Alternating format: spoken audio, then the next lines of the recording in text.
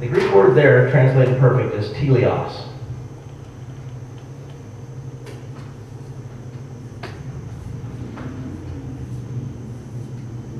In English, it would look like it's T-E-L-I-O-S. It's where we get words like teleology. Ever heard of that? Nobody's ever heard of that. It's a study of the final things, or the end, or the completion of things. Teleology. That's the Greek word for perfect. When I see the word perfect, what it says to me is flawless. No faults. Got it all figured out, got my act together, not a problem whatsoever. How about you guys? Is that how you understand perfect? But that's not what teleos means. Teleos talks about wholeness, maturity, and especially the idea of completion. So let me draw a circle. Is that a perfect circle? It's close, but it's not perfect. We'll say yes for this. Pretend like I got out one of those little things with a little pin and I put compass and drew all the way around. Would that be a perfect circle? As near as anything you could get. As close as we can get. Yeah. It's whole. It's complete. What if I take a piece out of it? Is it still a perfect circle? It's missing something. There's a choke on. What if the circle looked like this, and there's this little bottle right there? Is that a perfect circle? No. It's got something added. So here we got something taken away, here we got something added. No. Neither one of these now is a perfect circle. They're incomplete. This one's incomplete, this is overcomplete. The Greek word teleos talks about perfection in the context of completion and maturity and wholeness. When we're told to be perfect, read that through the eyes of what the Greeks meant by that word. Be complete, be whole, be mature. This is something John Wesley dealt with a lot. He had a booklet called, a treatise called On Christian Perfection. And he taught what's called Christian perfection. And it makes people as mad today as it made them in his times. Because their concept of perfection was no flaws. And he would say that Christians are supposed to be perfect. And they'd say, but they aren't. We know a few. They're certainly not perfect. And Wesley would say, no, that's not the point. That's not what we're about. We are to be perfect. It says so right here. But not in the way we understand the word. We're to be whole and complete and mature. So, what does a whole, complete, or mature Christian look like? I don't know if I've ever seen one.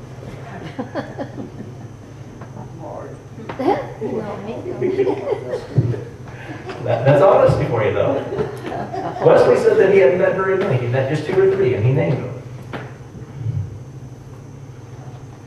But he believed it was possible in our lifetime for someone to achieve, quote, Christian perfection. But it wasn't in the sense of flawlessness. It was in the sense of having no incompletes.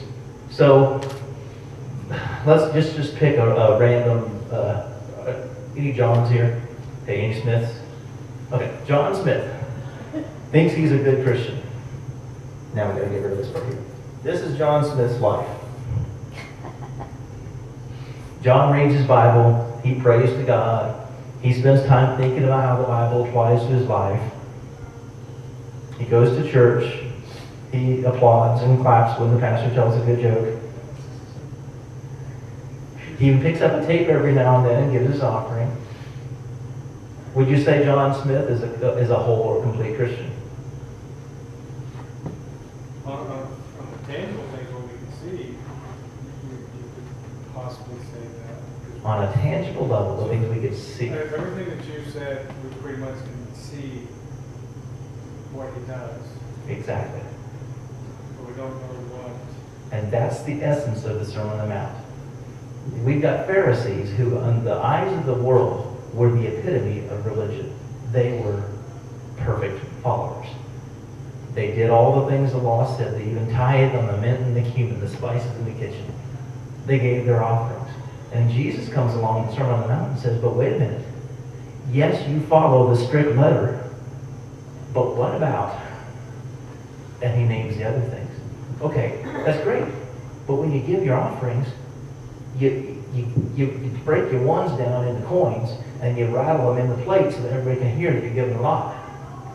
So in the eyes of the rest of us, John Smith looks like a good, perfect Christian. But Jesus looks at the heart. He says, yeah, you give your offering, but you put in the 20 every so often. He says, yeah, you go to church and you talk good about the pastor on the way out the door, but I heard that conversation last week. No wonder your kids don't like going to church. You know? He knows the rest of the story. He says, yeah, John Smith, you know, he on outward appearances, looks like a good, perfect follower. But there's a lot of stuff under the surface that are little holes here. Little holes. Little incompletions. Little imperfections that make him not mature, but immature. So if John Smith is an immature Christian, does that mean he's perfect? No, he looks that way to us. But the Lord looks at the heart. Interesting, this word here, wholeness, that's an Old English word. As that's been translated and evolved over the years, it has evolved into another word you might know better. Whole. And then sometimes they add a vowel in there. Holiness is wholeness. It is that idea of wholeness, completion, perfection, maturity. Not lacking anything, but not having any extra junk tacked on too. And see, I know a lot of Christians that are like this one here. They've got everything else figured out. They do all the routines, they do all the rules, and they may even have addressed some of these hard issues that God's been trying to deal with them about. But then they go on and add a few other things too. You could probably name a bunch of them yourselves, but what else might someone add into their life that doesn't reflect the character of Christ? Gossip. Gossip. Selfishness. Selfishness.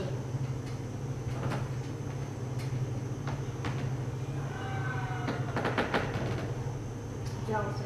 Jealousy. How about some bad habits? Gossip isn't a bad habit. Well, that's a bad habit, but some other ones. Okay. Cussing, Lying. smoking, drinking. Things that may or may not specifically be addressed in Scripture. But, okay, now let's make this a late. Okay, well, this was John Smith. So, any Janes in the room? Okay, this is Jane. What should we call Jane? Doe. Jane Doe. So John Smith has some imperfections and some holes that he's missing. On the surface, he looks like a great Christian, but the Lord sees the heart. Jane Doe, on the other hand, she's got all that, her act together. She's doing all the things. She's following the rules. But she's got a few things added on that don't belong. Is she a perfect Christian? Is she whole, mature, complete? Mostly. Here's a mostly perfect circle. Is it perfect? How much is perfect? 100%. And that's interesting because you can even bring math into this equation. In math, we have a term called a whole number. A whole number would be perfection, would be completion of maturity. But when it's got something missing or got something added, it's immature, or incomplete, or unwhole. Now, I better do what my pastor used to do. He always started off a hard message with the question, do you love me? Do you still love me? Or I think the way to say it today would be, do you love me now?